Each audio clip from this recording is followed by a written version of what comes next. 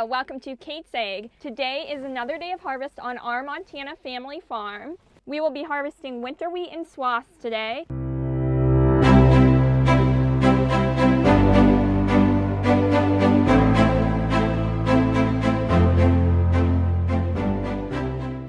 We're just getting all the combines ready to go this morning. It kind of looks like it's going to rain, so we may have to cut our day short. I'm not really sure. It's really bad when it rains and the wheat is swathed because it'll take longer to dry out. Make sure to like this video and subscribe to see more videos to learn how your food gets to your table. What are you doing right now, Dad? Cleaning out the rock trap. See if there's any bad things in here. Was there any bad things in the rock trap? Not that I've seen, but that doesn't mean they weren't in there. Oh, look. Did this come out? That's what I'm wondering. That's a large rock. That would make some noise. Yep, there you go. Well, I hope that's what it is. It didn't sound like it. I just started my combine up and I blew the horn just because it's really important that no one is behind the combine or in any danger when you're starting this big equipment up. We are in a field that we finished last night and we're just going to road the combine down the highway a little bit and then start our next field. It's really close, like 2 fields away. It looks like my dad's about to get in his combine. I think I'll just lift my header up, probably shift into third to road down there. Just waiting for my dad. He just shifted into third and we should be taking off. Yep, I'm good to go. I'm gonna rev it up. My dad just revved his up too, so that's pressing the rabbit button. And we're headed on the road now. These combines are very steery when you get on the road and when you're in third gear going fast, so you have to be really careful with them, and any movement, you can't constantly steer the steering wheel. It's hard to keep them on the road. You have to really pay attention. We have about a week left of harvest. See what I mean? It is a little bit hard, especially at first when you're coming out of your turn. Oh, we've got a semi-truck coming. Yeah, I got a copy. I see that truck. Okay, you have to pick a place you can slow down and get over in between the approach or reflectors, you know what I mean? Yes, I know what you mean. Right, you bring the card so we can park it somewhere over here and then you can help move trucks around or something, okay? We've got a white truck behind us too. I don't know. I think that's not ours. Oh, both those trucks turned off, so that ended up working out. We got a white truck that just passed. Dad, you've got a white truck behind you. I'm going 21.6 miles an hour, between 21.6 and 21.7 as my max speed. We're roading to this other side of the field to start these rows. Can't go 20 miles an hour in the field though. That doesn't go over well. The field has a lot more bumps. Oh, I see what we're doing. We're opening this field up for the trucks, so we're going to open up just half a pass. I gotta get out of third gear. That's really important to remember. Rabbit speed. Everything's easier on the equipment if you put it in at a lower idle. Turn the back of the machine on, the internal parts that separate the wheat from the wheat covering and chaff and everything. Now I've turned my header on. You let the auger start going and it to kind of catch up, and then you rev it up with the rabbit button. Set the header down. I'm just in the middle of a wheat swath right now. We open up the field so that the trucks can park here in the grain cart without the grain cart having to drive on the swaths. This is the field we call the 3 bins, because it has 3 bins. My Uncle Chris is just asking my dad if we're opening up a place for a truck. I'll open about 4 or 5 passes right by the bins, and then we're gonna take off.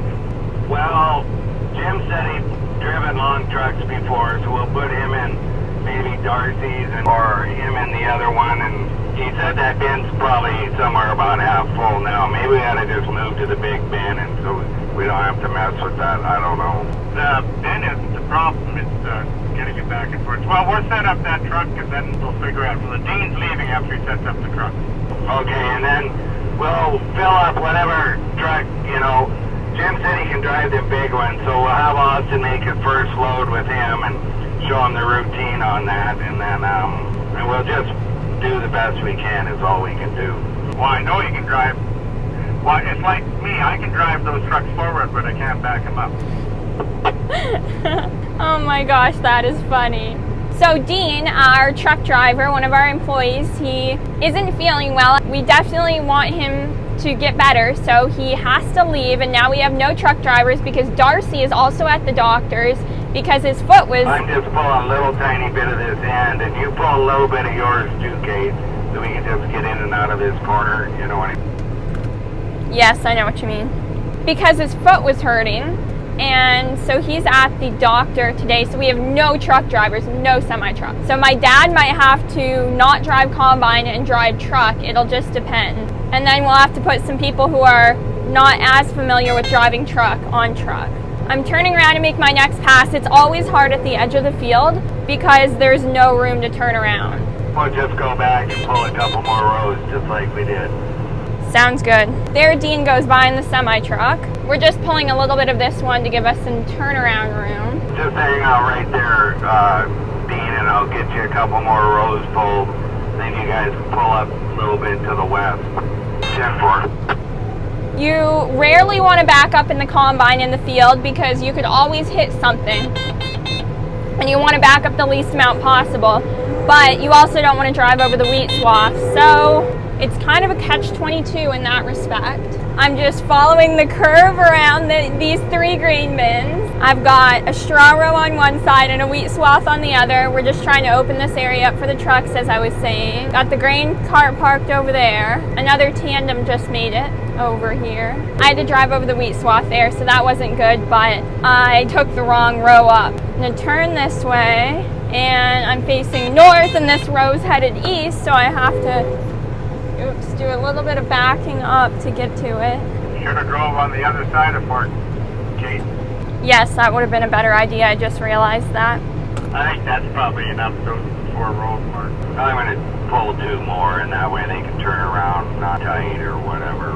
It won't make any difference.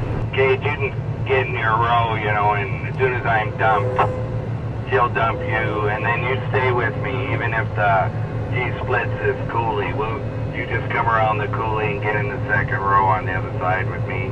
Okay, I'll do that. Thank you.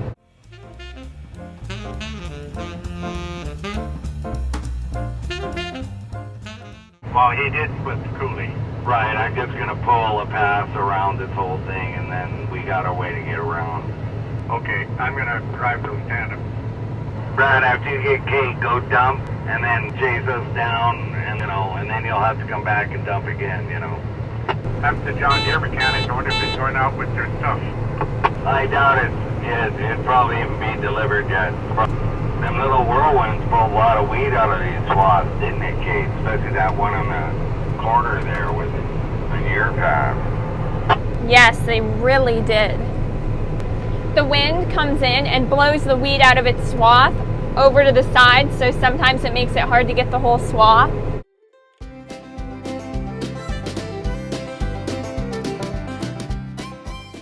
I'm just pulling this little path out of the way so we can continue on our way, Kate. You know what I mean? Do you want me to just wait here then? Yeah, just wait. I'll just go here and then I'll pull that other one on the other side.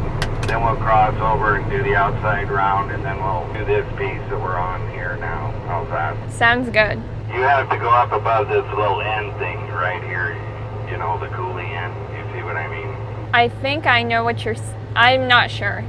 Could you explain that again? Pass in front of you, drive around this swath till it turns the corner, and then grab the next one going the right way next to me. Oh yeah, I know what you mean. Turn the back on, turn the front, rev it up. Start the wheat swath. No, come up to where I am right now. That's where your path starts.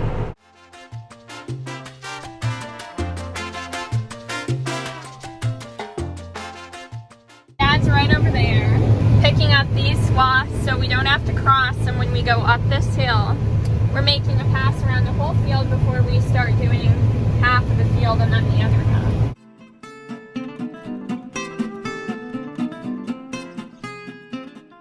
My dad just had to pull out of the wheat swath to dump because, as you can see, there's no room. That's the very end pass right there. I won't have to do that though. And look at how long that auger is on that combine with duals. It's incredible. Oh, there's a baby bird in the wheat swath, and I don't want to hit it. He's so cute. Right there. Oh, he finally flew away. Aww. My dad was just on the radio and he said quite the little coulee tour, and it really is. The coulee went from here and it was much steeper. Goes all the way around. We're driving by a crew that has Case IH right there. Right. Grandpa and I are at lunch right now. Moves in that turn. We're at lunch. No. Lunch. Oh, I thought we were having breakfast. I'm combining right here, and then up there we have a Case combine, and I think they have 2 or 3 of them in the field.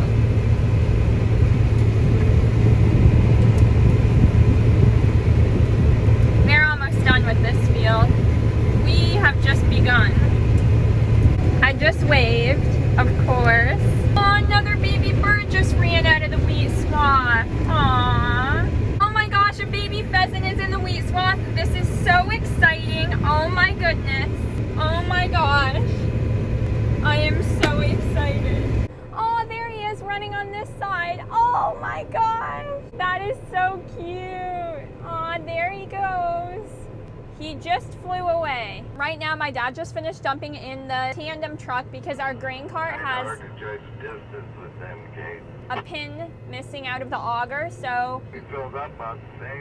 we can dump in the grain cart, but the grain cart can't dump into the truck. Like my dad said, it's hard to tell distance with the auger on these, so you really have to be precise. So when they get this happened last year to the grain cart also. Looks like I lined it up okay. I could have been a little further in. You load tandem trucks back to front, and you load semi-trucks front to back. It's basically where the axles are and where the truck can hold the most weight. And that tandem truck is full and ready to go. The tandem's full. I'm harvesting right now, and as you can see, these skies look so dark and blue, just like it's going to rain. So the forecast was that it was going to rain tonight and thunderstorm, but at first it didn't look like it was going to. We had it looked like it was going to rain this morning, and it didn't. And then we had blue skies, and now it really looks like it's going to rain. So it's not a matter of if, it's really a matter of when at this point. So we're going to try and get this little area cleaned up, and then that was my grain tank full buzzer. We're trying to get this little area picked up and maybe the coulee, and then that's probably the most we could do for today. And we might be rained out, so we can't harvest tomorrow either. Look at those skies. It is definitely going to rain. And all the wind that's picking up behind my dad's combine, you can really see it starting to blow. That would be a typical Montana day. I just put my auger out. I need to dump in the grain cart. Brad is coming back over. Just saw lightning. Yeah, there's been a bunch over there. Lightning is the exact reason we park our combines in summer fallow, because they would catch on fire and burn up if they were in this field. Here the grain cart driver comes. So I hit button 1, my dad programmed it to lift my header. Button 1 will lift it, button 2 will drop it on the ground like that, and button 1 lifts it. So when I come to the end of a row, instead of pressing this top button to lift my header, all I have to do is press button 1. And then when I line up with a row, as I'm going to do right now to show you, all I have to do is press button 2. Drops the header on the ground and move forward. It'll stay at this position throughout the whole row, and I usually don't have to adjust it that much. We have a couple more rows here, as you can see, and this is the piece my dad is trying to finish before we get all the rain. What happens is, even if it doesn't rain tomorrow, these wheat swaths will be too damp, and we can't put damp wheat in the bins because it will rot. I'm going about 2.9 miles an hour right now, and just trying to get this last part cleaned up. We've got about 2 more big long rows, and then the rest of these are small. We still have all of this part of the field too, but we'll have this section of it completed. Look at all this dust. Oh my goodness. Press button 1, lift the header, drive away from the wheat swath to not hit it. My swath ended back there, so I'm coming up here to get these. This is not the conditions you want for harvest. This is what you want to fill the heads out. You want rain. It seems as if you never get rain when you need it. You got a copy? Yeah, I do. Do you want us to go ahead and unload this then? Yeah, go ahead and unload it. It won't take you very long. I just saw more lightning over there. This is what harvesting in a pre-thunderstorm is like in Montana. My dad just said on the radio it's starting to rain right now, and that's kind of what I thought. It looks like it's raining a bit. Is there any more down there, Dad? I finished my last one up here. Yeah, there's some down here, okay. Not too many, but some. So it looks like I'm going to row down there and help my dad get the last couple rows. And they're just little tiny rows too. I think this row is going the right direction for me. And lucky me it is. And then Dad's on that one. There's another little tiny one and two more little bit bigger tiny ones. I'm just going to sit here for a second, Mark. I'm not real sure where the best place for me to be is. You can see the rain on the windows, and they're big raindrops too. And we don't get big raindrops in Montana. There's my dad over there. He's really full. I'm probably really full too. We'll get through these last passes without having to dump. My grain tank buzzer hasn't even gone off yet. I'm thinking my dad's maybe has gone off. Once this wheat gets wet, it's really hard for it to go through the machine and break it apart, break the chaff and the covering. Dump it right in the truck. And the covering of the kernel off when it's wet. And we don't even want it wet. I'm gonna put my windshield wipers on. Did not help at all, it just made it worse. I'm going to take, actually my dad might be on that row next. So I think we might be done with rows when I get this one finished. We've still got the Case IH combines over there harvesting, so everyone's still out in the field. And our cart driver radioed and said the temperature dropped really quick, and it did. Jim, do you have a copy? That's my Uncle Chris. Yes, I do. Just keep that truck back there, carpet, and just stay there. We're probably going to go over the house for supper. Okay. I can barely see out of my window right now. I think those combines are roading back too, and they're going to be done harvesting as well right at the same time we are. Here's the tandem that we're going to dump in right away. It was driven all the way out here just so that we could dump in it. Going to let my header and inside of the combine clean out a little bit, which is why I leave these on. And after they're clean, like about now, I'll shut the inside off, then the header part. So you empty, Brad? Yes. Well, this is what extreme weather harvesting looks like. You get a good look into the crazy variables that happen in farming. More big raindrops next to my Kate's Egg tote bag that I have right here. Uncle Chris helped me line the combine up to the tandem truck because it was taking me a while because I couldn't see out the window. So thank you, Uncle Chris. Uncle Chris is rolling the tarp over the truck, and he said he can't get it out of the field if it gets too muddy. So what I'm doing right now is driving the combine back to those grain bins and to park kind of by where my dad parked, wherever that is. I cannot even, he's way over there. It's so hard to see out these windows. I could not line that truck up, and Uncle Chris said it was really time is of the essence when pouring down rain, so he helped me with that, and I'm very appreciative of that. Oh, you can see the water running off the top of my combine because I'm headed downhill. Uncle Chris is driving kind of fast in the tandem to get it out of the field, faster than 8.9 miles an hour at least. And those red combines just stopped too, so it's the end of harvest day for everyone at dinner time. The radios aren't even working that well anymore. Dad, why don't you move so Kate can get in there? How do you want me to park? Park on the other side of the garden. Now. Everyone's tires are super muddy. All right, now I'm going to idle it down and get everything ready to go because it's pouring rain and I'm going to have to make a run for the car. I